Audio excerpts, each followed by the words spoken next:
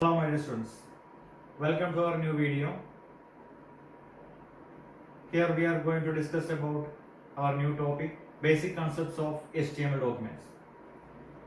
We already discussed about different web technologies, different scripting languages also. നമ്മൾ ഒരു HTML എന്ന് പറയുന്ന ഡോക്യുമെന്റ് എങ്ങനെ ക്രിയേറ്റ് ചെയ്യാം എന്നുള്ളതിനെ കുറിച്ചാണ് പറയുന്നത്. HTML എന്ന് പറയുന്ന ലാംഗ്വേജിനെ കുറിച്ച് നിങ്ങൾക്ക് വ്യക്തമായിട്ട് അറിയുന്നതാണ് എന്തിനു വേണ്ടിയിട്ടുള്ളതെന്നുള്ളത്. വെബ് പേജുകൾ ക്രിയേറ്റ് ചെയ്യാൻ വേണ്ടിയിട്ടാണ് HTML ലാംഗ്വേജ് ഉപയോഗിക്കുന്നത്. അപ്പൊ HTML ലാംഗ്വേജ് ഉപയോഗിച്ച് വിവിധ തരത്തിലുള്ള വെബ് പേജുകളെ നമുക്ക് ക്രിയേറ്റ് ചെയ്യാൻ സാധിക്കും. അപ്പൊ HTML ലാംഗ്വേജിൽ ഒരുപാട് കമാൻഡ്സുകളുണ്ട്. അതിനെ ടാഗ്സ് എന്നാ പറയുന്നത്, HTML ടാഗ്സ്. അപ്പൊ ഇത്തരം HTML ടാഗ്സ് ഉപയോഗിച്ചിട്ടാണ് നമ്മൾ HTML ഡോക്യുമെന്റ്സ് ക്രിയേറ്റ് ചെയ്യുന്നത്. വ്യത്യസ്ത തരത്തിലുള്ള HTML കമാൻഡ്സുകൾ അല്ലെങ്കിൽ ടാഗ്സുകൾ ഉപയോഗിച്ചിട്ടാണ് HTML ഡോക്യുമെന്റ്സ് ക്രിയേറ്റ് ചെയ്യുന്നത്. HTML ഡോക്യുമെന്റ് ഒരു ബേസിക് സ്ട്രക്ചർ നിങ്ങളിപ്പോൾ കാണുന്നുണ്ടാവും. അതിൽ ഈ ബേസിക് സ്ട്രക്ചർ നിങ്ങളുടെ മനസ്സിൽ എപ്പോഴും ഉണ്ടാവണം, അല്ലെങ്കിൽ അത്രയും പെർഫെക്റ്റ് ആയിട്ട് പതിയണം എന്നർത്ഥം. HTML ഡോക്യുമെന്റ് എപ്പോഴും സ്റ്റാർട്ട് ചെയ്യുന്നത് HTML ടാഗ് വെച്ചിട്ടാണ്, ക്ലോസ് ചെയ്യുന്നതും HTML ടാഗ് വെച്ചിട്ടാണ്. അതേപോലെ തന്നെ HTML ടാഗ് കഴിഞ്ഞാൽ പിന്നെ ഹെഡ് പാർട്ടാണ് ഹെഡ് ടാഗ്. പിന്നെ ടൈറ്റിൽ ടാഗ് ക്ലോസ് ചെയ്തതിനു ശേഷം ഹെഡ് ടാഗ് ക്ലോസ് ചെയ്യുന്നു. അതിനുശേഷം ബോഡി ടാഗ് സ്റ്റാർട്ട് ചെയ്യുന്നു. പിന്നെ ബോഡി പാർട്ടിൽ എന്തെങ്കിലും ഉണ്ടെങ്കിൽ അത് നൽകിയതിനു ശേഷം ബോഡി ടാഗ് ക്ലോസ് ചെയ്യുന്നു. അതിനുശേഷമാണ് HTML ടാഗ് ലാസ്റ്റ് വെച്ചിട്ട് ക്ലോസ് ചെയ്യുന്നത്. ഇതാണ് ഒരു ബേസിക് സ്ട്രക്ചർ, HTML ഡോക്യുമെന്റിന്റെ ബേസിക് സ്ട്രക്ചർ എന്ന് പറയുന്നത്. ഇപ്പൊ ഇതില് HTML ടാഗ് ഇതൊരു HTML ഡോക്യുമെന്റ് ആണെന്നുള്ളതിനെ സൂചിപ്പിക്കുന്നു. ഹെഡ് ടാഗ് ഈ HTML ഡോക്യുമെന്റിന്റെ ഹെഡ് പാർട്ടിനെ സൂചിപ്പിക്കുന്നു.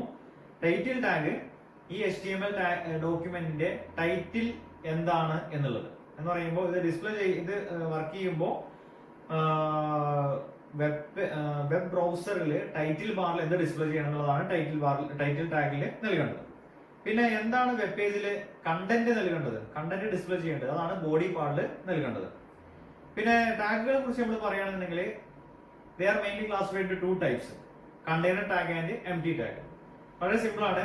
സ്റ്റാർട്ടിംഗ് ടാഗും എൻഡിങ് ടാഗും അല്ലെങ്കിൽ opening tag and closing tag ഉള്ള ടാഗുകളെയാണ് എന്ത് പറയുന്നത്, കണ്ടെയ്നർ ടാഗ് എന്ന് പറയുന്നത്. അതായത് സ്റ്റാർട്ടിംഗ് ടാഗും എൻഡിങ് ടാഗും ഉണ്ടായിരിക്കും എന്നർത്ഥം.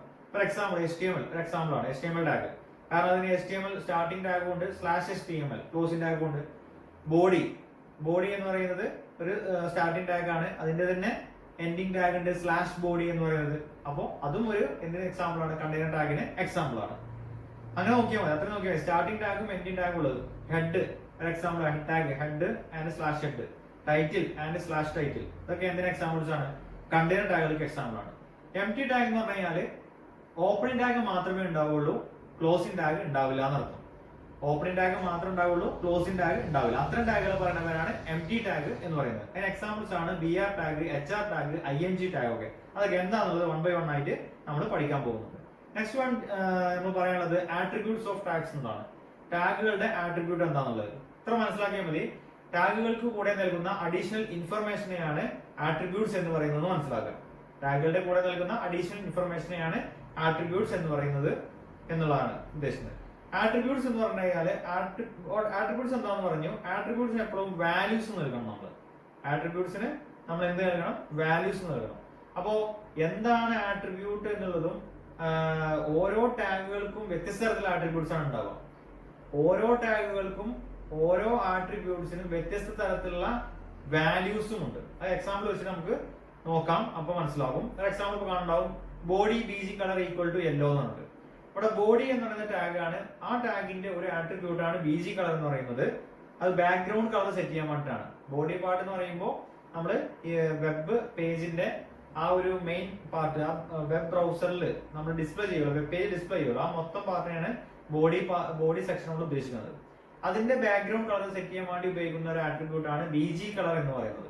അങ്ങനെ ഒരുപാട് പലതരത്തിലുള്ള ആട്രിബ്യൂട്ട്സുകൾ ഉണ്ട്, 1 by 1 ആയിട്ട് പറയാം. പിന്നെ അതിന് വാല്യൂ നൽകണം, അതാണ് യെല്ലോ എന്ന് പറഞ്ഞിട്ട് നൽകിയിട്ടുള്ളത്. അപ്പൊ BG colour equal to yellow എന്ന് പറഞ്ഞാൽ ബാക്ക്ഗ്രൗണ്ട് കളർ യെല്ലോ കളർ ആവാൻ വേണ്ടിയിട്ടുള്ള എഴുതി കൊടുക്കുന്നതാണ് ഈ ഒരു രീതിയിൽ. അപ്പൊ ഏകദേശം ഒരു ഐഡിയ കിട്ടിയിട്ടുണ്ടാവും എന്താണ് ആട്രിബ്യൂട്ട് എന്നുള്ളതും അതിനെന്താണ് വാല്യൂ എന്നുള്ളതും. ഞാൻ പറഞ്ഞു ഓരോ ടാഗുകൾക്കും വ്യത്യസ്ത തരത്തിലുള്ള ആട്രിബ്യൂട്ട്സുകളാണ് ഉണ്ടാവുക. ആ ആട്രിബ്യൂട്ട്സുകൾക്ക് വ്യത്യസ്ത തരത്തിലുള്ള വാല്യൂസ് ഉണ്ടാവും. നമുക്ക് 1 by 1 ആയിട്ട് ഡിസ്കസ് ചെയ്യാൻ പോകുന്ന ഒരു കാര്യമാണത്. ഒരു HTML ഡോക്യുമെന്റ് എങ്ങനെ ക്രിയേറ്റ് ചെയ്യാന്ന് വെച്ച് കഴിഞ്ഞാൽ നമുക്ക് നോട്ട് പാഡ് ഉപയോഗിച്ചിട്ട് നമുക്ക് HTML ടാഗുകളൊക്കെ ഉപയോഗിച്ചിട്ട് നമുക്ക് എന്ത് ചെയ്യാം, HTML ഡോക്യുമെന്റ് ക്രിയേറ്റ് ചെയ്യാം. ആ ഫയലിനെ നമ്മൾ എപ്പോഴും .html അല്ലെങ്കിൽ .htm എന്ന ഫയൽ എക്സ്റ്റൻഷനോട് കൂടിയിട്ടാണ് സേവ് ചെയ്യേണ്ടത്. ഫോർ എക്സാമ്പിൾ sample.html എന്ന് ആലോചിക്കുക. sample.html. അപ്പോൾ സാമ്പിൾ എന്ന് പറയുന്നത് ഫയൽ നെയിം ആണ്. അത് HTML ഫയലാണെന്നുള്ളത് സൂചിപ്പിക്കാൻ വേണ്ടിയിട്ടാണ് നമ്മൾ .html എന്ന് പറഞ്ഞിട്ട് എന്ത് ചെയ്തിരിക്കുന്നത്, സേവ് ചെയ്തിരിക്കുന്നത്. ഈ ഒരു സേവ് ചെയ്ത ഫയലിനെ അല്ലെങ്കിൽ ക്രിയേറ്റ് ചെയ്ത ഫയലിനെ നമുക്ക് കാണണമെന്നുണ്ടെങ്കിൽ, ഡിസ്പ്ലേ ചെയ്യണമെന്നുണ്ടെങ്കിൽ ഈ ഫയലിനെ നമുക്ക് ഏതെങ്കിലും ഒരു വെബ് ബ്രൗസറിൽ എന്ത് ചെയ്താൽ മതി, ഓപ്പൺ ചെയ്താൽ മതി. ഗൂഗിൾ ക്രോമോ അല്ലെങ്കിൽ മൊസില്ല ഫയർഫോക്സോ അതല്ലെങ്കിൽ ഇന്റർനെറ്റ് എക്സ്പ്ലോററോ അങ്ങനെ ഏതെങ്കിലും തരത്തിലുള്ള ഒരു വെബ് ബ്രൗസർ ഉപയോഗിച്ച് നമുക്ക് എന്ത് ചെയ്യാം, ഇത് റൺ ചെയ്ത് കഴിഞ്ഞാൽ, ഈ ഫയൽ റൺ ചെയ്ത് കഴിഞ്ഞാൽ നമുക്ക് കാണാൻ പറ്റുന്ന അർത്ഥം.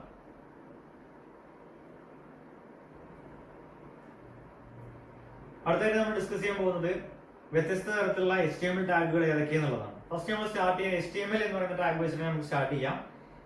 HTML പേജിന്റെ സ്റ്റാർട്ടിംഗ് ടാഗ് ആയിട്ടാണ് നമ്മൾ HTML ടാഗിനെ കണക്കാക്കുന്നത്.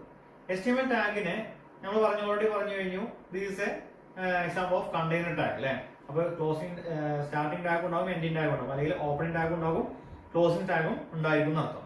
ഇതിന്റെ രണ്ട് ആട്രിബ്യൂട്ട്സുകളാണ് dir-ഉം ling. dir and ling. ആ പേരുകൾ മാത്രം പഠിച്ചാൽ മതി, അതിൽ നിന്ന് ബാക്കി നിങ്ങൾക്ക് എഴുതാവുന്നുള്ളൂ. dir എന്ന് പറഞ്ഞു കഴിഞ്ഞാൽ ഡയറക്ഷൻ എന്നുള്ളതിന്റെ ഷോർട്ട് ഫോം ആണ്. അപ്പോൾ നിങ്ങൾ ഇങ്ങനെ ആലോചിക്കുക, ഒരു വെബ് പേജ് എന്ന് പറയുമ്പോൾ അതിലത്തെ കണ്ടന്റ് എന്ന് പറയുമ്പോൾ ഏതെങ്കിലും ഒരു ലാംഗ്വേജ് ആയിരിക്കുമല്ലോ അല്ലെ, ഇംഗ്ലീഷോ അറബിക്കോ അല്ലെങ്കിൽ വേറെ ഏതെങ്കിലും ലാംഗ്വേജ് ആയിക്കോട്ടെ. നമുക്കറിയാം ഏതൊരു ലാംഗ്വേജ് ആണെങ്കിലും അതിന് ഡയറക്ഷൻ ഉണ്ട് അല്ലെ, ലെഫ്റ്റ് ടു റൈറ്റ് അല്ലെങ്കിൽ റൈറ്റ് ടു ലെഫ്റ്റ് എന്നുള്ളതാണ് അതിന്റെ ഡയറക്ഷൻ. അപ്പൊ ഇംഗ്ലീഷ് അല്ലെങ്കിൽ മലയാളമൊക്കെ എങ്ങനെ, ലെഫ്റ്റ് ടു റൈറ്റ് ആണ്, ഇടത് ഭാഗത്ത് നിന്ന് വലത് ഭാഗത്തേക്കാണ് നമ്മൾ എഴുതുക. നേരെ മറിച്ച് അറബിക്ക് എങ്ങനെയാണ്, റൈറ്റ് ടു ലെഫ്റ്റ് ആണ്, വലത് ഭാഗത്ത് നിന്ന് ഇടത് ഭാഗത്തേക്കാണ് എഴുതുക. അപ്പൊ അത് നമ്മൾ ഏത് തരത്തിലുള്ള ലാംഗ്വേജ് ആണ് ഉപയോഗിക്കുന്നത് എങ്കിൽ, ആ വെബ് പേജിൽ ഉപയോഗിക്കുന്നതെങ്കിൽ, വെബ് പേജ് ക്രിയേറ്റ് ചെയ്യുമ്പോൾ നമ്മൾ ഏത് ലാംഗ്വേജ് ആണ് അതിന്റെ കണ്ടന്റിന് നൽകുന്നതെങ്കിൽ അതിനനുസരിച്ചിട്ടാണ് നമ്മൾ അതിന്റെ ഡയറക്ഷൻ സെറ്റ് ചെയ്ത് കൊടുക്കേണ്ടത് അർത്ഥം. ഡിഫോൾട്ട് ആയിട്ട് നമ്മൾ പ്രത്യേകിച്ച് ഒന്നും ചെയ്യേണ്ട ആവശ്യമില്ല. ഡിഫോൾട്ട് ആയിട്ട് ഇംഗ്ലീഷ് ആണ് അവിടെ സെറ്റ് ചെയ്ത് വെച്ചിട്ടുള്ളത്. അപ്പൊ പ്രത്യേകിച്ച് നമ്മൾ എഴുതി കൊടുത്തില്ലെങ്കിലും പ്രശ്നമൊന്നുമില്ല. HTML ടാഗിന്റെ കൂടെ ഈ ഒരു ആട്രിബ്യൂട്ട് എഴുതേണ്ട ആവശ്യമൊന്നുമില്ല. നമ്മള് മറ്റേ ഇംഗ്ലീഷ് തന്നെയാണ് നമ്മളും ഉപയോഗിക്കാൻ പോകുന്ന ലാംഗ്വേജ് എന്ന് പറയുന്നത്. അപ്പൊ അതുകൊണ്ട് പ്രത്യേകിച്ച് നമ്മൾ മാറ്റി കൊടുക്കേണ്ട ആവശ്യമൊന്നുമില്ല നമ്മൾ HTML ഡോക്യുമെന്റ് ക്രിയേറ്റ് ചെയ്യുന്ന സമയത്ത്. പക്ഷെ അത് എന്തിനാണെന്ന് മനസ്സിലാക്കുക, dir എന്ന് പറയുന്നത് ആ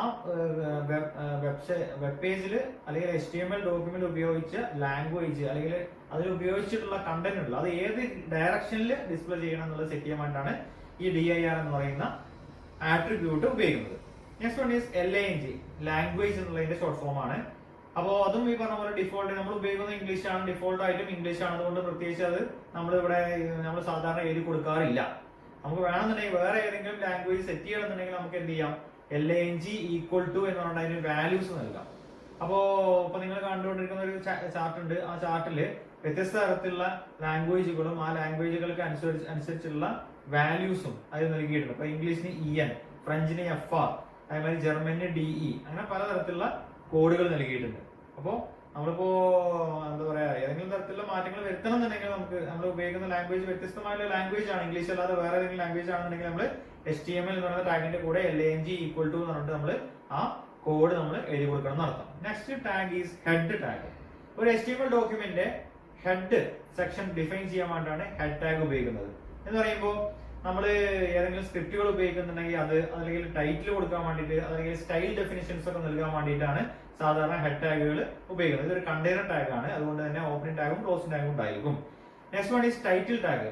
നേരത്തെ പറഞ്ഞ തന്നെയാണ് HTML ഡോക്യുമെന്റിന് ഒരു ടൈറ്റിൽ കൊടുക്കാൻ വേണ്ടിയിട്ട്. അപ്പോൾ എന്ന് പറഞ്ഞാൽ ഇത് ഡിസ്പ്ലേ ചെയ്യുന്ന സമയത്ത്, ഈ വെബ് പേജ് ഡിസ്പ്ലേ ചെയ്യുന്ന സമയത്ത് വെബ് ബ്രൗസറിൽ ടൈറ്റിൽ ബാറിൽ എന്ത് ഡിസ്പ്ലേ ചെയ്യണം എന്നുള്ളതിനെ കുറിച്ച്, അപ്പോൾ ഈ ഒരു വെബ് പേജിനെ കുറിച്ച് ചെറിയൊരു ഡിസ്ക്രിപ്ഷൻ എന്നുള്ള ലെവലിലാണ് ഒരു അനുയോജ്യമായ ടൈറ്റിലാണ് നമ്മൾ സാധാരണ നൽകാറുള്ളത്. This is also an example of container tag. So it have opening tag and closing tag. പിന്നെ next one is body tag. Body tag ഇതാണ് മെയിൻ പാർട്ട്. അതായത് ഒരു വെബ് പേജിൽ അല്ലെങ്കിൽ HTML ഡോക്യുമെന്റിൽ എന്താണ് മെയിൻ കണ്ടന്റ് നൽകേണ്ടത്, എന്താണ് ആളുകളുടെ മുമ്പിൽ ഡിസ്പ്ലേ ചെയ്യേണ്ടത് എന്നുള്ള മെയിൻ പാർട്ടായിട്ട് നൽകുന്നത് കണ്ടെയ്നർ ടാഗ് ആയിട്ടുള്ള ഈ ബോഡി ടാഗിന്റെ ഇടയിലാണ് നമ്മൾ നൽകേണ്ടത് എന്ന് അർത്ഥം. അപ്പൊ ഇനി അതിനെ കുറിച്ച് കുറച്ച് ആട്രിബ്യൂട്ട്സ് നമ്മൾ ഡിസ്കസ് ചെയ്യാൻ പോവാണ്. നമ്മൾ പറഞ്ഞു ആട്രിബ്യൂട്ട്സ് എന്ന് പറഞ്ഞാൽ അഡീഷണൽ ഇൻഫർമേഷൻ അല്ലെ, ഒരു ടാഗിന്റെ കൂടെ നൽകുന്ന അഡീഷണൽ ഇൻഫർമേഷൻ ആണ്. അപ്പോ ഫസ്റ്റ് വൺ ഈസ് ബാക്ക്ഗ്രൗണ്ട് എന്ന് പറയുന്ന ഒരു ടാഗ് ആണ്. അതായത് ബാക്ക്ഗ്രൗണ്ട് ഇമേജ് സെറ്റ് ചെയ്യാൻ വേണ്ടിയിട്ട് ഉപയോഗിക്കുന്നതാണ്. എന്ന് പറയുമ്പോൾ വെബ് പേജിന്റെ ബാക്ക്ഗ്രൗണ്ട് ഇമേജ് സെറ്റ് ചെയ്യാൻ വേണ്ടിയിട്ടാണ് ഇത് ഉപയോഗിക്കുന്നത്, ഈ പറഞ്ഞ ബാക്ക്ഗ്രൗണ്ട് എന്ന് പറയുന്ന ആട്രിബ്യൂട്ട് ഉപയോഗിക്കുന്നത്. അപ്പോൾ നമ്മള് ബാക്ക്ഗ്രൗണ്ട് ഇമേജ് എന്ന് പറയുമ്പോൾ സ്വാഭാവികമായിട്ട് ഒരു ഇമേജ് ആയിരിക്കണം അതിന്റെ വാല്യൂ ആയിട്ട് നൽകേണ്ടത്. ഇപ്പൊ നിങ്ങളൊരു എക്സാമ്പിൾ കാണുന്നുണ്ടാവും, ആ എക്സാമ്പിൾ ഉപയോഗിച്ചിട്ടുണ്ട്. നമുക്ക് ഫസ്റ്റ് നമ്മൾ ഡിസ്കസ് ചെയ്യാം. HTML സ്റ്റാർട്ട് ചെയ്തു, ഹെഡ് സ്റ്റാർട്ട് ചെയ്തു, ടൈറ്റിൽ സ്റ്റാർട്ട് ചെയ്തു, പിന്നെ ഒരു ടൈറ്റിൽ കൊടുത്തു. ബാക്ക്ഗ്രൗണ്ട് ഇമേജ് എന്നാണ് ടൈറ്റിൽ കൊടുത്തിരിക്കുന്നത്. ടൈറ്റിൽ ക്ലോസ് ചെയ്തു, ഹെഡ് ക്ലോസ് ചെയ്തു, ബോഡി സ്റ്റാർട്ട് ചെയ്തു. ആ സ്റ്റാർട്ട് ചെയ്തതോടുകൂടി തന്നെ നോക്കിയാൽ ബാക്ക്ഗ്രൗണ്ട് ഈക്വൽ ടു sky.jpg എന്നാണ് അല്ലെ. അപ്പൊ ബാക്ക്ഗ്രൗണ്ട് എന്ന് പറയുന്ന ആട്രിബ്യൂട്ട് ഉപയോഗിച്ചു, ഈക്വൽ ടു ഒരു വാല്യൂ നൽകി sky.jpg, ഒരു ഇമേജ് ഫയലാണെന്ന് ആലോചിച്ചാൽ മതി sky.jpg എന്ന് പറയുന്നത്. പിന്നെ hello welcome to the world of web page വെറുതെ ജസ്റ്റ് എഴുതി കൊടുത്തു. പിന്നെ ബോഡി ക്ലോസ് ചെയ്തു, HTML ക്ലോസ് ചെയ്തു. ഈ ഒരു ബേസിക് സ്ട്രക്ചർ നമ്മൾ എപ്പോഴും മനസ്സിലുണ്ടായിരിക്കണം. ആ ബേസിക് സ്ട്രക്ചർ ആണ് നമ്മൾ ഫോളോ ചെയ്യേണ്ടത് HTML ഡോക്യുമെന്റ് ക്രിയേറ്റ് ചെയ്യുമ്പോൾ. അപ്പൊ അതനുസരിച്ചുള്ള ഒരു ഔട്ട്പുട്ട് നിങ്ങൾ കാണുന്നുണ്ടാവും. ഒരു hello welcome to the world of web pages എന്ന് പറഞ്ഞിട്ട് എന്തുണ്ട് ബോഡി സെക്ഷനിൽ ടെക്സ്റ്റ് വന്നിട്ടുണ്ട്. അതിന്റെ തന്നെ ബാക്ക്ഗ്രൗണ്ട് ഇമേജ് ആയിട്ട് ആ സ്കൈ എന്ന് പറയുന്ന ഇമേജ് അവിടെ ഒരു സ്കൈന്റെ ഒരു പിക്ചർ അവിടെ കാണുന്നുണ്ട്. പിന്നെ നിങ്ങൾ ഏറ്റവും മുകളിലായിട്ട് കാണുന്നുണ്ടാവും ബാക്ക്ഗ്രൗണ്ട് ഇമേജ് എന്ന് പറഞ്ഞിട്ട് ടൈറ്റിൽ ബാറിൽ വന്നിട്ടുണ്ട്. കാരണം ടൈറ്റിൽ എന്ന് പറയുന്ന ടാഗിന്റെ ഇടയിൽ നമ്മൾ ബാക്ക്ഗ്രൗണ്ട് ഇമേജ് എന്ന് പറഞ്ഞിട്ട് എഴുതി കൊടുത്തിട്ടുണ്ട്. അത് കാരണമാണ് അവിടെ വന്നിരിക്കുന്നത്. അപ്പൊ അങ്ങനെ ടൈറ്റിൽ സെറ്റ് ചെയ്യാൻ വേണ്ടിയിട്ടാണ് കേട്ടോ. പിന്നെ BG കളർ എന്ന് പറയുന്ന next attribute is BG colour. അപ്പൊ ഇതിൽ രണ്ട് ബാക്ക്ഗ്രൗണ്ട് കളർ എന്നുള്ളതാണ്, ബാക്ക്ഗ്രൗണ്ട് കളർ. അപ്പൊ നമ്മൾ ബാക്ക്ഗ്രൗണ്ട് ഇമേജിന്റെ കാര്യമാണ് ഇപ്പൊ ഓൾറെഡി പറഞ്ഞു കഴിഞ്ഞത്. അതിന് ഇതായിട്ട് ബാക്ക്ഗ്രൗണ്ട് കളർ സെറ്റ് ചെയ്യാൻ വേണ്ടിയിട്ട് അതിനുവേണ്ടി ഉപയോഗിക്കുന്ന ആട്രിബ്യൂട്ട് ആണ് ഇത്. എക്സാമ്പിൾ നോക്കാം. Body BG colour equal to grey എന്ന് പറഞ്ഞു കഴിഞ്ഞാൽ എന്താ, ആ ബോഡി പാർട്ടിന്റെ ബാക്ക്ഗ്രൗണ്ട് കളർ എന്താവണം എന്ന് പറയുന്നത് ഗ്രേ കളർ ആവണം. അപ്പോ ബോഡി പാർട്ടിന്റെ ബാക്ക്ഗ്രൗണ്ട് കളർ ഗ്രേ കളറിലാണ് പിന്നെ എന്ത് ചെയ്യാം ആ ഡിസ്പ്ലേ ചെയ്യാന്ന് അർത്ഥം. പിന്നെ ടെക്സ്റ്റ് എന്നുള്ളതാണ് next one is text. Text പറയുമ്പോൾ നിങ്ങൾ ആലോചിക്കുക, എഴുത്തുകൾ എന്ന് ആലോചിക്കുക, അല്ലെങ്കിൽ അക്ഷരങ്ങൾ എന്ന് ആലോചിക്കുക. അപ്പോ നമ്മുടെ വെബ് പേജിലെ ടെക്സ്റ്റ് ഏത് കളറിൽ ഡിസ്പ്ലേ ചെയ്യാനുള്ളത് സെറ്റ് ചെയ്യാൻ വേണ്ടിയാണ് ടെക്സ്റ്റ് എന്ന് പറയുന്ന ഈ ഒരു ആട്രിബ്യൂട്ട് ഉപയോഗിക്കുന്നത്. ഇപ്പൊ body text equal to yellow എന്ന് എഴുതി കൊടുത്തു കഴിഞ്ഞാൽ അവിടെ സംഭവിക്കുക എന്താണ്, ആ ബോഡി പാർട്ടിലെ ടെക്സ്റ്റുകളെല്ലാം യെല്ലോ കളറിലാണ് ഡിസ്പ്ലേ ചെയ്യാന്ന് അർത്ഥം. നമുക്ക് ഇഷ്ടമുള്ള കളർ സെറ്റ് ചെയ്യാം. പിന്നെ link, A link, V link, ഇതാണ് മൂന്നെണ്ണം വേറെ എടുത്തുള്ളത്. ഹൈപ്പർ ലിങ്ക് എന്ന് പറയുന്നത് ആദ്യം മനസ്സിലാക്കുക. നമ്മൾ ഒരു ഡോക്യുമെന്റിൽ ഒരു HTML ഡോക്യുമെന്റിൽ മറ്റൊരു HTML ഡോക്യുമെന്റിലേക്ക് ഡയറക്റ്റ് ചെയ്യാൻ വേണ്ടി അല്ലെങ്കിൽ ഒരു ലിങ്ക് നൽകാൻ വേണ്ടിയിട്ട് ഉപയോഗിക്കുന്നതാണ് ഹൈപ്പർ ലിങ്ക്സ്. ഹൈപ്പർ ലിങ്ക്സ് നമുക്ക് ക്രിയേറ്റ് ചെയ്യാൻ സാധിക്കും. അതിന് അനുയോജ്യമായ ഒരു ടാഗ് ഉണ്ട്, എ ടാഗ് ആണ്, അത് പഠിക്കാൻ പോകുന്നുള്ളൂ. അപ്പൊ ഡിസ്കസ് ചെയ്യാം നമുക്ക്. അപ്പൊ തൽക്കാലം നിങ്ങൾ ഒരു ഗൂഗിൾ പേജ് അറിയിക്കുക. ഗൂഗിളിന്റെ ഹോം പേജിൽ നമ്മൾ എന്തെങ്കിലും സെർച്ച് ചെയ്യുന്ന ഒരു കാര്യം അറിയിക്കുക. അപ്പൊ കേരള ടൂറിസ്റ്റ് പ്ലേസസ് നമ്മൾ സെർച്ച് ചെയ്ത് കഴിഞ്ഞാൽ അതിനെ റിലേറ്റ് ചെയ്തുള്ള ഒരുപാട് റിസൾട്ട്സുകൾ നമുക്ക് നമ്മുടെ മുമ്പിൽ വരും. അങ്ങനെ വരുമ്പോൾ അതിലത്തെ പല ഹെഡിങ്ങുകളും ഹൈപ്പർ ലിങ്കുകളായിരിക്കും, ബ്ലൂ കളറിലായിരിക്കും ഉണ്ടായിരിക്കാം. അത് നിങ്ങളെല്ലാവരും ശ്രദ്ധിച്ചിട്ടുണ്ടാവും. അപ്പോ ഇത് ലിങ്ക് എന്ന് പറയുന്നത് ഉദ്ദേശിക്കുന്നത് വിസിറ്റ് ചെയ്യാത്ത, ഇപ്പൊ നമ്മൾ ഈ ഒരു ഇങ്ങനെ കേരള ടൂറിസ്റ്റ് പ്ലേസസ് എന്ന് അറിയിക്കുമ്പോൾ ആ ഒരു എന്നൊരു ഇമേജ് ആ ഒരു ഇതായിരിക്കാം. അതില് അങ്ങനെ വരുന്ന ഹൈപ്പർ ലിങ്ക്സിന്റെ കളർ എന്ത് ആണെന്നുള്ളത് സെറ്റ് ചെയ്യാൻ വേണ്ടിയാണ് എന്ത് ഉപയോഗിക്കുന്നത്, ലിങ്ക് എന്ന് പറയുന്നത് ഉപയോഗിക്കുന്നത്. ഡിഫോൾട്ട് ആയിട്ട് ബ്ലൂ കളറിനെ ആയിരിക്കും. ഓക്കെ. എ ലിങ്ക് എന്നുള്ളതാണ് നെക്സ്റ്റ് വൺ. എ ലിങ്ക് എന്ന് പറഞ്ഞാൽ ആക്റ്റീവ് ലിങ്ക് എന്നുള്ളതാണ്. ആക്റ്റീവ് ആയിട്ടുള്ള ലിങ്കുകളുടെ കളർ എന്ത് വേണമെന്നുള്ളത് സെറ്റ് ചെയ്യാൻ വേണ്ടിയിട്ടാണ്. പിന്നെ ബി ലിങ്ക് എന്ന് പറഞ്ഞാൽ വിസിറ്റഡ് ലിങ്ക് എന്നുള്ളതാണ്. നമ്മളിപ്പോ ഈ പറഞ്ഞ പോലെ ഗൂഗിളിൽ ഒരു മറ്റേ എന്താ പറയാ അങ്ങനെ കുറെ ലിങ്ക്സുകൾ, നമ്മൾ ഹൈപ്പർ ലിങ്ക്സുകൾ വന്നു ഏതെങ്കിലും ക്ലിക്ക് ചെയ്ത് കഴിഞ്ഞാൽ അതിന് അനുയോജ്യമായിട്ടുള്ള അതിന്റെ എന്താ പറയാ വെബ് പേജിലേക്ക് ഡയറക്റ്റ് ചെയ്ത് പോകും. അതിനുശേഷം നമ്മൾ ബാക്ക് ബട്ടൺ തന്നെ ക്ലിക്ക് ചെയ്ത് കഴിഞ്ഞാൽ തിരിച്ചും ഇങ്ങോട്ട് തന്നെ വരും അല്ലെ, പഴയ പേജിലേക്ക് തന്നെ വരും. അപ്പൊ നമ്മളുടെ നേരത്തെ കണ്ടിരുന്ന ബ്ലൂ കളറിലുള്ള ലിങ്ക്, ഹൈപ്പർ ലിങ്ക് വേറെ കളറായിട്ടുണ്ടാവും, പർപ്പിൾ കളറായിട്ടുണ്ടാവും. അപ്പൊ അത് ഏത് വേണമെന്നുള്ളത് സെറ്റ് ചെയ്യാൻ വേണ്ടി, ഇപ്പൊ പർപ്പിൾ അല്ലാതെ വേറെ എന്തെങ്കിലും വേണമെങ്കിൽ അതും സെറ്റ് ചെയ്യാം. അങ്ങനെ ഏത് വേണമെന്നുള്ളത് സെറ്റ് ചെയ്യാൻ വേണ്ടിയാണ് ഉപയോഗിക്കുന്നത് വി ലിങ്ക് എന്ന് പറയുന്നത്. അപ്പൊ ഇതൊക്കെ നമ്മള് ഒരു വെബ് പേജ് ക്രിയേറ്റ് ചെയ്യുമ്പോൾ നമ്മളൊരു ഹൈപ്പർ ലിങ്ക് ക്രിയേറ്റ് ചെയ്യുകയാണെന്നുണ്ടെങ്കിൽ അതിനെ ഏത് രീതിയിൽ ഏത് കളറിൽ ഡിസ്പ്ലേ ചെയ്യണം, വിസിറ്റ് ചെയ്ത് കഴിഞ്ഞാൽ ഏത് കളറിൽ ഡിസ്പ്ലേ ചെയ്യണം, ആക്റ്റീവ് ആയി കഴിഞ്ഞാൽ ഏത് കളറിൽ ഡിസ്പ്ലേ ചെയ്യണം, അത്ര കാര്യങ്ങളൊക്കെ സെറ്റ് ചെയ്യാൻ വേണ്ടിയാണ് ഈ പറഞ്ഞ link, A link, V link ഒക്കെ ഉപയോഗിക്കുന്നത്. പിന്നെ ലെഫ്റ്റ് മാർജിൻ, ടോപ്പ് മാർജിൻ എന്നുള്ളതാണ്. നമ്മൾ സാധാരണ ബുക്കിൽ ഒരു മാർജിൻ വരക്കുന്ന കാര്യം അറിയിക്കുക, ഒരു പേജിൽ ഒരു മാർജിൻ വരക്കുന്ന കാര്യം എന്തിനു വേണ്ടാന്നൊക്കെ നിങ്ങൾക്ക് അറിയാം. അപ്പൊ അതേപോലെ തന്നെ നമുക്ക് വെബ് പേജിൽ അതിന്റെ കണ്ടന്റ് ലെഫ്റ്റിൽ നിന്ന് കുറച്ച് വിട്ടിട്ട് അല്ലെങ്കിൽ ടോപ്പിൽ നിന്ന് കുറച്ച് വിട്ടിട്ടൊക്കെ അങ്ങനെ മാർജിൻ നൽകാൻ വേണ്ടിയിട്ടാണ് ഇത് ഉപയോഗിക്കുന്നത്. ലെഫ്റ്റ് മാർജിൻ ടോപ്പ് മാർജിൻ ഒക്കെ ഉപയോഗിക്കുന്നത്. അപ്പോൾ ഒരു എക്സാമ്പിൾ നോക്കിയാൽ body left margin equal to 60, top margin equal to 70 എന്ന് പറഞ്ഞു കഴിഞ്ഞാൽ ഉദ്ദേശിക്കുന്നത് എന്താണ്? ബോഡി എന്ന് പറയുന്ന ആ സെക്ഷനിൽ ലെഫ്റ്റ് മാർജിൻ എന്ന് പറയുമ്പോൾ ഈക്വൽ ടു 60 പിക്സൽ എന്നാണ് ഉദ്ദേശിച്ചത്. അപ്പോൾ 60 പിക്സലിന് വിട്ടിട്ടായിരിക്കും പിന്നെ ബാക്കിയുള്ളത് ഡിസ്പ്ലേ ചെയ്യുക. അതേമാതിരി ടോപ്പ് മാർജിൻ ഈക്വൽ ടു 70 മുകളിൽ നിന്ന് ടോപ്പിൽ നിന്ന് ഒരു 70 പിക്സൽ വിട്ടിട്ടായിരിക്കും എന്താ പറയുക കണ്ടന്റ് ഡിസ്പ്ലേ ചെയ്യാന്നർത്ഥം. അങ്ങനെ മാർജിൻ സെറ്റ് ചെയ്യാൻ വേണ്ടിയാണ് ഉപയോഗിക്കുന്നത് എന്നർത്ഥം. ഇപ്പൊ നിങ്ങളൊരു കുറച്ച് ഒരു വർക്ക് എന്താ പറയാ അസൈൻമെന്റ് ലെവലിൽ എടുത്താൽ മതി. ഇതിന്റെ എല്ലാത്തിന്റെയും ആൻസർ കണ്ടിട്ട് അത് നിങ്ങളുടെ ബുക്കിൽ എഴുതുക. ഇതൊരു അസൈൻമെന്റ് ആയിട്ട് നിങ്ങൾ എടുക്കുക. അടുത്തായിട്ട് നമ്മൾ ഡിസ്കസ് ചെയ്യാൻ പോകുന്നത് കുറച്ച് കോമൺ ടാഗ്സുകളെ കുറിച്ചിട്ടാണ്. സാധാരണ ഉപയോഗിക്കുന്ന കുറച്ച് ടാഗുകളെ കുറിച്ചിട്ടാണ്. ഫസ്റ്റ് ഹെഡിങ് ടാഗിനെ കുറിച്ചാണ് പറയുന്നത്. Heading tags. ഹെഡിങ് ടാഗ്സ് 6 ഉണ്ട്. H1, H2, H3, H4, H5 and H6. എല്ലാം ഹെഡിങ്ങിന് വേണ്ടിയിട്ടാണ്. ഹെഡിങ് പറയുമ്പോൾ നിങ്ങൾക്ക് അറിയാം അല്ലെ, കുറച്ച് കട്ടിയിൽ അല്ലെ ഒരു ഹെഡിങ് ആയിട്ട് കാണിക്കാറ്, എന്തെങ്കിലും ഒരു എഴുത്തുകളെ ഹെഡിങ് ആയിട്ട് കാണിക്കാറുമ്പോൾ അതിനൊരു സ്പെഷ്യാലിറ്റി ഉണ്ടാവുമല്ലോ. അങ്ങനെ ഒരു ഹെഡിങ് ആയിട്ട് ഡിസ്പ്ലേ ചെയ്യാൻ വേണ്ടിയിട്ട്. അപ്പോൾ ഇതൊക്കെ കണ്ടെയ്നർ ടാഗുകൾ തന്നെയാണ്. അപ്പോൾ ഇത്തരം ടാഗുകൾക്ക് ഇടയിലായിട്ട് എന്തെങ്കിലും നമ്മൾ എഴുതി കൊടുത്തു കഴിഞ്ഞാൽ അത് ഹെഡിങ് ആയിട്ടാണ് എന്ത് ചെയ്യുക വെബ് പേജിൽ ഡിസ്പ്ലേ ചെയ്യാന്നർത്ഥം. അപ്പോൾ ഇതില് ഇതിനൊക്കെ ഒരു ആട്രിബ്യൂട്ട് ഉണ്ട്. H1 ആയിക്കോട്ടെ H2 അങ്ങനെ ഏതായിക്കോട്ടെ അതിനൊക്കെ ഒരു ആട്രിബ്യൂട്ട് ഉപയോഗിക്കുന്നുണ്ട്. അലൈൻ എന്ന് പറഞ്ഞിട്ട് അലൈൻമെന്റ് എന്നുള്ളതിന്റെ ഷോർട്ട് ഫോം ആയിട്ട് അലൈൻ അലൈൻ. ഓക്കെ, അപ്പൊ അലൈൻ എന്നുള്ളതിന് നൽകാവുന്ന വാല്യൂസ് എന്നത് left, right, centre. Left, right, centre. അതായത് ഹെഡിങ് ലെഫ്റ്റിൽ വേണോ അല്ലെങ്കിൽ സെന്ററിൽ വേണോ അതോ റൈറ്റിൽ വേണോ എന്നുള്ളത് ഡിസ്പ്ലേ ചെയ്യേണ്ടത് എന്നുള്ളത് തീരുമാനിക്കാൻ വേണ്ടിയാണ് അലൈൻ എന്ന് പറയുന്ന ആട്രിബ്യൂട്ട് ഉപയോഗിക്കുന്നത്. അതിന് നൽകാവുന്ന വാല്യൂസ് ആണ് ഈ പറഞ്ഞ 3 ലെഫ്റ്റ്, റൈറ്റ്, സെന്റർ എന്ന് പറയുന്നത്. അതൊക്കെ നമുക്ക് നമ്മളുടെ ഇഷ്ടത്തിനനുസരിച്ചിട്ട് നമ്മളുടെ വെബ് പേജിൽ ഈ പറഞ്ഞ ഹെഡിങ് ക്രിയേറ്റ് ചെയ്യണമെങ്കിൽ ഉപയോഗിക്കാം. അത് ആ ക്രിയേറ്റ് ചെയ്യുന്ന ഹെഡിങ്ങുകൾ ഏത് രീതിയിൽ ആളുകൾക്ക് കാണണം എന്നുള്ളത് നമ്മൾ സെറ്റ് ചെയ്യാൻ വേണ്ടത്. അതിനനുസരിച്ച് നമുക്ക് അനുയോജ്യമായിട്ടുള്ള വാല്യൂസ് നൽകാമെന്നർത്ഥം. അപ്പൊ നിങ്ങളൊരു എക്സാമ്പിൾ കാണുന്നുണ്ട്. അതിൽ ഹെഡ് മറ്റേ HTML ടാഗ് സ്റ്റാർട്ട് ചെയ്തു, ഹെഡ് സ്റ്റാർട്ട് ചെയ്തു, ടൈറ്റിൽ സ്റ്റാർട്ട് ചെയ്തു, അവർ ടൈറ്റിൽ കൊടുത്തു, ടൈറ്റിൽ ക്ലോസ് ചെയ്തു, ഹെഡ് ക്ലോസ് ചെയ്തു, ബോഡി ടാഗ് സ്റ്റാർട്ട് ചെയ്തു. അവിടെ BG കളറുന്നുണ്ട്, ഒരു കോഡാണ് കൊടുത്തിരിക്കുന്നത്. പിന്നെ ഒരു കളറിന് ബേസിക്കലി ഒരു എക്സ്ട്രാ കോഡാണ് കൊടുത്തിരിക്കുന്നത്. പിന്നെ ഒരു കണ്ടോ H1 align equal to left ആണ് കൊടുത്തിരിക്കുന്നത് അല്ലെ. എന്നിട്ട് ദിസ് ഈസ് ഹെഡിങ് ടൈപ്പ് 1 എന്നാണ് H1 എന്നുള്ള ടാഗ് ക്ലോസ് ചെയ്തിരിക്കുന്നത്. അപ്പൊ ഇത് H1 എന്ന് പറയുന്ന ടാഗിനിടയിലാണ് നൽകിയിരിക്കുന്നത് അർത്ഥം. ആ H1 എങ്ങനെയാവണം എന്നാണ് പറയുന്നത്, അതിന്റെ അലൈൻമെന്റ് ലെഫ്റ്റിലായിരിക്കണം എന്ന് പറയുമ്പോൾ ലെഫ്റ്റിനോട് നമ്മുടെ ബ്രൗസർ വിൻഡോ ഉണ്ടല്ലോ, ആ ബ്രൗസർ വിൻഡോ ലെഫ്റ്റിനോട് ചേർന്നിട്ടായിരിക്കും തുടങ്ങുന്ന അർത്ഥം. നമുക്ക് നോക്കാം, അതിന്റെ ഔട്ട്പുട്ട് നോക്കാം. പിന്നെ H2 equal to align equal to centre. രണ്ടാമത്തെ ഹെഡിങ് സെന്റർ എന്നാണ് പറയുന്നത്, സെൻട്രലൈസ് ചെയ്തിട്ട് വരണം എന്നാണ് പറയുന്നത്. അത് കൊടുത്തിരിക്കുന്നത് ദിസ് ഈസ് ഹെഡിങ് ടൈപ്പ് 2 എന്ന് പറയുന്നത്. അതും H2 ഉള്ള കൊടുത്തിരിക്കുന്നത്. ഇവിടെ ശ്രദ്ധിക്കുന്നത് വെച്ചാൽ H1 ആയിരിക്കും ഏറ്റവും കൂടുതൽ ബോൾഡ് ആയിട്ട് കാണിക്കുക. H2 കുറച്ചുകൂടി ബോൾഡ്, H1 ബേസ് ചെയ്തിട്ട് കുറച്ച് ചെറുതായിരിക്കും. പിന്നെ H3 കുറച്ചുകൂടി ചെറുതാവും. അങ്ങനെ 1 by 1 ആയിട്ടാണ് വരിക. ഇവിടെ ഇതിന്റെ ഔട്ട്പുട്ട് നമുക്ക് മനസ്സിലാവും. ഈ ഔട്ട്പുട്ടില് ദിസ് ഈസ് ഹെഡിങ് ടൈപ്പ് 1 എന്ന് പറയുന്നതാണ് ഏറ്റവും ബോൾഡ് ആയിട്ട് വന്നിരിക്കുന്നത് അല്ലെ. ഹെഡിങ് ഏറ്റവും ബോൾഡ് ആയിട്ട് വന്നിരിക്കുന്നത്. അപ്പൊ അത് നോക്കിയാൽ ലെഫ്റ്റ് നമ്മൾ അലൈൻ ഈക്വൽ ടു ലെഫ്റ്റ് എന്ന് കൊടുത്തിട്ടുണ്ട്. അതാണ് ലെഫ്റ്റിൽ നിന്ന് തുടങ്ങിയിരിക്കുന്നത്. രണ്ടാമത്തെ heading align equal to centre എന്നാണ് കൊടുത്തിരുന്നത്. അത് കാരണമാണ് സെൻട്രലായിട്ട് വന്നിരിക്കുന്നത്. മൂന്നാമത്തത് അലൈൻ ഈക്വൽ ടു റൈറ്റ് എന്നാണ് കൊടുത്തിരിക്കുന്നത്. അതാണ് റൈറ്റിൽ വന്നിരിക്കുന്നത്. അങ്ങനെ പറയുന്നത് 1 by 1 ആയിട്ട്. Next one is P tag. നമുക്ക് പാരഗ്രാഫ് സെറ്റ് ചെയ്യാൻ വേണ്ടിയിട്ടാണ് ഇത് ഉപയോഗിക്കുന്നത്, P ടാഗ് ഉപയോഗിക്കുന്നത്.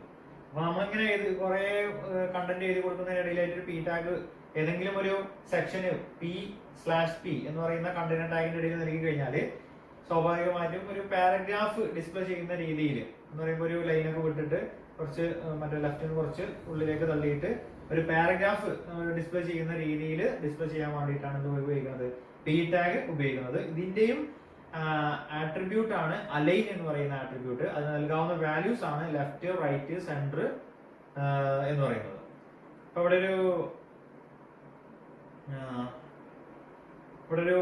ഒരു HTML ഡോക്യുമെന്റ് നിങ്ങൾ കാണുന്നുണ്ട്. അതിൽ ബോഡി പാർട്ടിന്റെ ഉള്ളിലേക്ക് നോക്കുക. അതിൽ P എന്ന് പറയുന്ന ടാഗിനിടയിൽ കുറച്ചൊക്കെ കണ്ടന്റ് കൊടുത്തിട്ടുണ്ട്. പിന്നെ നെക്സ്റ്റ് ഒരു പിന്റെ ഉള്ളിൽ അലൈൻ ഈക്വൽ ടു റൈറ്റ് എന്ന് പറഞ്ഞിട്ട് ഒരു കുറച്ച് കണ്ടന്റ് കൊടുത്തിട്ടുണ്ട്. ആ പി ടാഗ് ക്ലോസ് ചെയ്തിട്ടുണ്ട്. വേറൊരു പി ടാഗിന്റെ ഉള്ളിലായിട്ട് അവിടെ അലൈൻ ഈക്വൽ ടു ജസ്റ്റിഫൈ എന്ന് പറഞ്ഞു കൊടുത്തിട്ടുണ്ട്. അതിന്റെ ഉള്ളിലും കുറച്ച് കണ്ടന്റ് കൊടുത്തിട്ട് പി ടാഗ് ക്ലോസ് ചെയ്തിട്ടുണ്ട്. അപ്പോൾ അതിന്റെ ഔട്ട്പുട്ട് നോക്കുമ്പോൾ ആ ഫസ്റ്റ് പാരഗ്രാഫ് ലെഫ്റ്റിൽ നിന്നാണ് അലൈൻ ഈക്വൽ ടു ലെഫ്റ്റ് എന്നാണ് കൊടുത്തത് കാരണം വന്നിട്ടുണ്ട്, ലെഫ്റ്റിൽ നിന്ന് വന്നിട്ടുണ്ട്. പിന്നെ next align equal to centre എന്നാണ് കൊടുത്തിരിക്കുന്നത്, അതും കറക്റ്റ് വന്നിട്ടുണ്ട്. Centre align equal to right എന്ന് പറഞ്ഞത്, അലൈൻ ഈക്വൽ ടു റൈറ്റ് എന്ന് പറയുമ്പോൾ റൈറ്റിലേക്ക് അലൈൻമെന്റ് വന്നിട്ടുണ്ട്. പിന്നെ third one is align equal to justify എന്നാണ് കൊടുത്തിട്ടുള്ളത്. എന്ന് പറയുമ്പോൾ അത് സെന്റർ ഓർ ജസ്റ്റിഫൈ എന്നുള്ളതാണ്. അപ്പൊ അത് ഈ രീതിയിൽ ഡിസ്പ്ലേ ചെയ്തിട്ടുണ്ട്. പിന്നെ നമ്മൾ പോകുന്നത് ബി ആർ ടാഗിനെ കുറിച്ചിട്ടാണ്. ഒരു ലൈനിനെ ബ്രേക്ക് ചെയ്യാൻ വേണ്ടി, ഒരു ലൈൻ ഇങ്ങനെ എഴുതുന്നതിൽ നമ്മൾ ബ്രേക്ക് ചെയ്തിട്ട് നെക്സ്റ്റ് ലൈനിലേക്ക് പോകാൻ വേണ്ടിയാണ് ഉപയോഗിക്കുന്നത് ബി ആർ ടാഗ് ഉപയോഗിക്കുന്നത്. ഇത് ശ്രദ്ധിക്കണം എന്ന് വെച്ചാല് this is an M T tag എന്നുള്ളതാണ്. ഇതൊരു എം ടി ടാഗ് ആണ് എന്നുള്ളതാണ് ഇതിന്റെ ഇമ്പോർട്ടൻസ്. അതായത് ക്ലോസിംഗ് ടാഗ് ഉണ്ടായില്ല എന്നർത്ഥം. ഓപ്പൺ ടാഗ് ഇങ്ങനെ എഴുതി കൊടുക്കുക, ഒരു കണ്ടന്റ് ഉണ്ടെന്ന് എഴുതുക, അതിന്റെ ഇടയിൽ ഒരു ബി ആർ ടാഗ് കൊടുത്തു കഴിഞ്ഞാൽ അത് ഡിസ്പ്ലേ ചെയ്യുമ്പോൾ. Next one is H R tag. Horizontal lines create ചെയ്യാൻ വേണ്ടിയാണ് എച്ച് ആർ ടാഗ് ഉപയോഗിക്കുന്നത്. ഇതും ഒരു എം ടി ടാഗ് ആണെന്നുള്ളത് മനസ്സിലാക്കുക. ഇത് നൽകാവുന്ന ആട്രിബ്യൂട്ട്സ് ആണ് സൈസും വിഡ്ത്തും. ഒരു H R tag horizontal line എന്ന് പറയുമ്പോൾ ഹൊറിസോണ്ടൽ ലൈൻസ് നിങ്ങൾക്ക് എല്ലാവർക്കും അറിയുണ്ടാവും. അപ്പൊ ആ ലൈനിന് എത്ര തിക്നെസ് നൽകണം എന്നുള്ളതാണ് സൈസ് എന്നുള്ള ആട്രിബ്യൂട്ട് ഉപയോഗിക്കുന്നത്. പിന്നെ എത്ര ലെങ്ത് നൽകണം എന്നുള്ളതാണ് വിഡ്ത്ത് എന്നുള്ളതുകൊണ്ട് ഉദ്ദേശിക്കുന്നത്. നമ്മൾ എപ്പോഴും പിക്സൽ കണക്കിലാണ് സൈസ് ഒക്കെ പറയാറ്.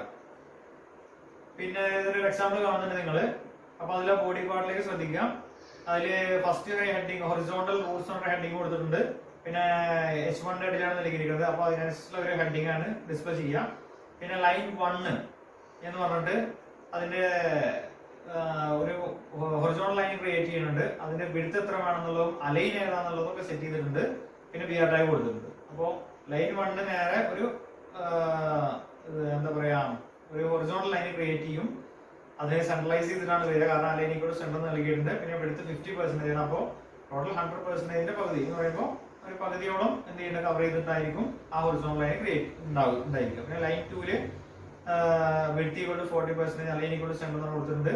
പിന്നെ അതേപോലെ ലൈൻ 3, 4, 5 പലതും നൽകിയിട്ടുണ്ട്. അപ്പൊ അതിനൊക്കെ നൽകിയിട്ടുള്ള വിഡ്ത്തിലെ എത്രയാണ്, സൈസിന് എത്രയാണ് എന്നൊക്കെ അനുസരിച്ചിട്ട് അതിന്റെ എന്താ പറയാ തിക്നെസ്സും അതേപോലെ തന്നെ അതിന്റെ വിഡ്ത്ത് ഒക്കെ മാറി മാറി വന്നതായിട്ട് നമുക്ക് അതിൽ കാണാൻ പറ്റും.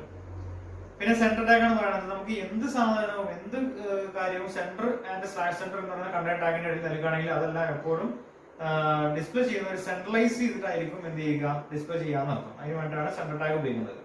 പിന്നെ ഏത് തരത്തിലുള്ള ടെക്സ്റ്റ് ഫോർമാറ്റിംഗ് ടാഗ്സിനെ കുറിച്ചാണ് പറയുന്നത്. First one is B tag. B tag എന്ന് പറയുമ്പോൾ ബോൾഡ് ആയിട്ട് ഡിസ്പ്ലേ ചെയ്യാൻ വേണ്ടിയിട്ടാണ്.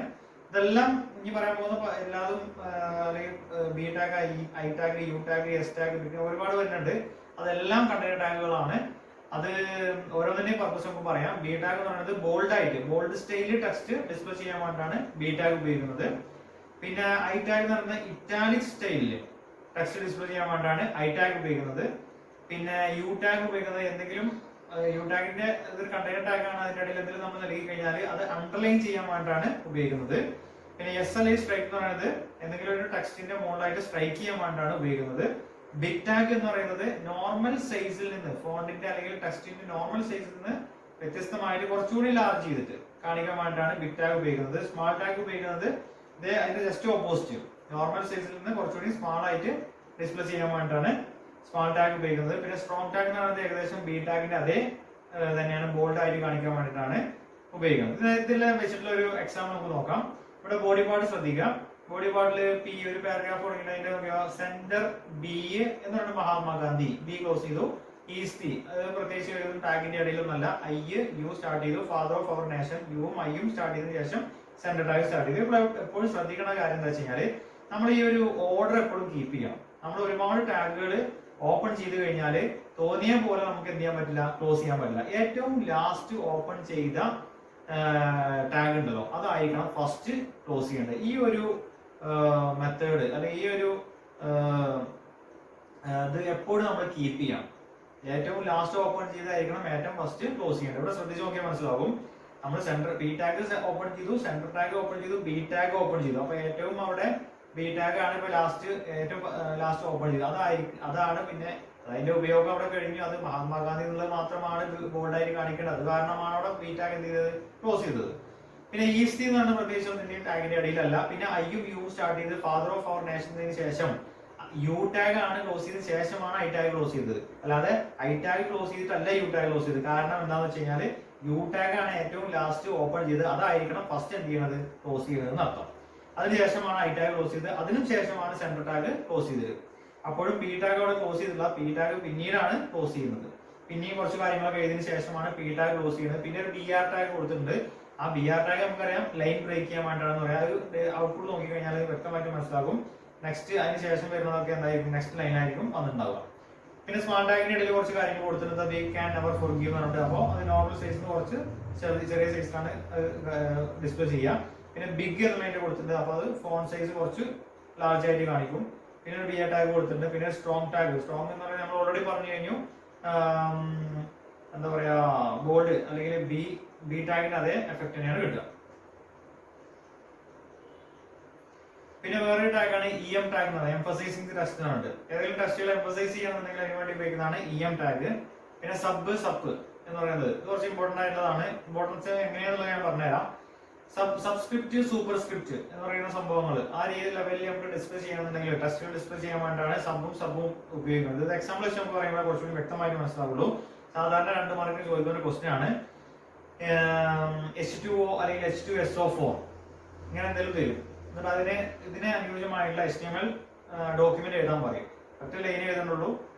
1 മാർക്ക് അല്ലെങ്കിൽ 2 മാർക്കിനൊക്കെ എഴുതാന്നുണ്ടെങ്കിൽ ജസ്റ്റ് ഇങ്ങനെ ആ ഒരു ബേസിക് സ്ട്രക്ചർ മൊത്തം എഴുതിയില്ലെങ്കിൽ പോലും ഇതിനെ കുറിച്ചുള്ള ഒരു മറ്റേ സബും വെച്ച് എഴുതിയാൽ മാത്രം തന്നെ നമുക്ക് മാർക്ക് ലഭിക്കുന്നതാണ്. അപ്പൊ അതിന്റെ എക്സാമ്പിൾ നോക്കാം. ഇപ്പൊ H2O എന്ന് പറയുന്ന ഒരു സംഭവം നോക്കാം. H2O അതെങ്ങനെയാ നോക്കാം. H എന്ന് പറയുന്നത് ഓക്കെ, സാധാ H ഓക്കെ. 2 എന്ന് പറയുന്നത് അടിയിലാണ് അല്ലെ എന്ന് പറയുമ്പോൾ അതിനെന്താ പറയാ, സബ്സ്ക്രിപ്റ്റ് എന്ന് പറയാം. സബ്സ്ക്രിപ്റ്റ് ആയിട്ടാണ് കൊടുത്തിരിക്കുന്നത് 2 എന്ന് പറയുന്നത്. അപ്പൊ അത് സബ്സ്ക്രിപ്റ്റ് ക്രിയേറ്റ് ചെയ്യാൻ വേണ്ടി സബ് എന്ന് പറയുന്ന SUB എന്ന് പറയുന്ന കണക്ട് ടാഗാണ് ഉപയോഗിക്കുന്നത്. അത് കാരണം 2 എന്ന് പറയുന്ന SUBന്റെ അടിയിൽ നൽകിയിരിക്കുന്നത്. പിന്നെ O എന്ന് കൊടുത്തു. പിന്നെ വേറെ എക്സാമ്പിൾ നോക്കാം. A + B whole square = A² + 2AB + B² എന്ന് പറയുന്നത്. A സ്ക്വയർ എന്ന് പറയുമ്പോൾ ആ 2 എന്ന് പറയുന്നത് എന്താണ്, സൂപ്പർസ്ക്രിപ്റ്റ് ആണ് കൊടുത്തിരിക്കുന്നത്. അതേപോലെ A + B ഹോൾ സ്ക്വയർ എന്ന് പറയുമ്പോൾ ആ 2 എന്താണ്, സൂപ്പർസ്ക്രിപ്റ്റ് ആണ്. പിന്നെ B² 2 എന്താണ്, സൂപ്പർസ്ക്രിപ്റ്റ് ആണ് കൊടുത്തിരിക്കുന്നത്. അപ്പൊ അതിന് എങ്ങനെയാണ് എഴുതിയിരിക്കണം നോക്കി നോക്കാം. A + B അതേപോലെ എഴുതി. 2 എന്ന് പറയുന്നത് സപ്പിന്റെ അടിയിൽ എനിക്ക് അത് സൂപ്പർസ്ക്രിപ്റ്റ് ആയിട്ട് വരാൻ വേണ്ടി, അത് സൂപ്പർസ്ക്രിപ്റ്റ് ക്രിയേറ്റ് ചെയ്യാൻ വേണ്ടിയാണ് സപ്പ് എന്ന് പറയുന്ന ടാഗ് ഉപയോഗിക്കുന്നത്. പിന്നെ = A² ആ 2 എന്നതിന്റെ എഴുതി, സപ്പിന്റെ ഇടയിൽ എഴുതി. പിന്നെ +2AB + B² ആ 2 എന്നതിന്റെ ഇടയിൽ എഴുതി, SUBന്റെ ഇടയിൽ ആ ടാഗിന്റെ ഇടയിലാണ് നൽകിയിരിക്കുന്നത്. അപ്പോൾ ഈ രീതിയിലാണ് നമ്മൾ A + B whole square = A² + 2AB + B² എന്നുള്ള എന്താ പറയാ ആ ടെക്സ്റ്റിനെ നമുക്ക് ഡിസ്പ്ലേ ചെയ്യണമെന്നുണ്ടെങ്കിൽ നമ്മൾ HTML ഡോക്യുമെന്റിൽ ഈ ടാഗുകൾ വെച്ചിട്ടാണ് എഴുതേണ്ടത് അർത്ഥം. പിന്നെ ക്യൂ ടാഗ് കോഡ്സ് ക്രിയേറ്റ് ചെയ്യാൻ വേണ്ടി ഉപയോഗിക്കുന്നതാണ് ക്യൂ ടാഗ് എന്ന് പറയുന്നത്. പിന്നെ ബ്ലോക്ക് കോഡ് എന്ന് പറയുന്ന ടാഗ് ഉപയോഗിക്കുന്നത് to indent the content enclosed in these tags. ഇത്രയും ടാഗുകളാണ് ഇവിടെ നമ്മൾ ഡിസ്കസ് ചെയ്തത്. അപ്പോൾ ഇതിനെ കുറിച്ച് ബേസ് ചെയ്തിട്ടുള്ള കുറച്ച് കാര്യങ്ങൾ ഇവിടെ കുറച്ച് ക്വസ്റ്റ്യൻസ് ചോദിച്ചിട്ടുണ്ട്. ഇതൊരു അസൈൻമെന്റ് ആയിട്ട് നിങ്ങളുടെ നോട്ട്സിൽ എഴുതിയിട്ട് അതിന് ഓരോന്നിനും ആൻസർ കണ്ടെത്തിയിട്ട് എഴുതി നിങ്ങളുടെ നോട്ടിൽ ഉണ്ടാവണം.